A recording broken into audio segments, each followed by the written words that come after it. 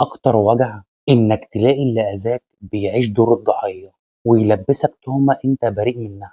أنت تعرف إن بعض الناس عندهم موهبة عجيبة، يأذوك جامد جدا ويكسروا جواك حاجات ملهاش بديل، وبعدها يلبسوا وش البراءة ويتعاملوا كأنك أنت اللي جرحتهم. تلاقيهم بيقلبوا الترابيزة ويقنعوا نفسهم واللي حواليهم كمان إنهم هم الضحية وإنك أنت المذنب اللي ظلمتهم. والأغرب بقى إن هم بيعرفوا يمثلوا الدور ده بحرفنة لدرجة إنك ممكن تشك في نفسك وتقول يمكن فعلا أنا الغلطان، بس الحقيقة واضحة، اللي بيأذيك بيستضعفك وبعدين يلبس لك وش المظلوم.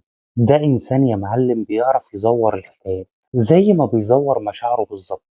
الموضوع مش إنك كنت قاسي معاهم، لأ، هما متعودين على كده. خد بالك بقى كويس، مش كل اللي بيعيط ويشتكي قدام الناس بيبقى مظلوم، ومش كل اللي ساكت بيبقى بجاني.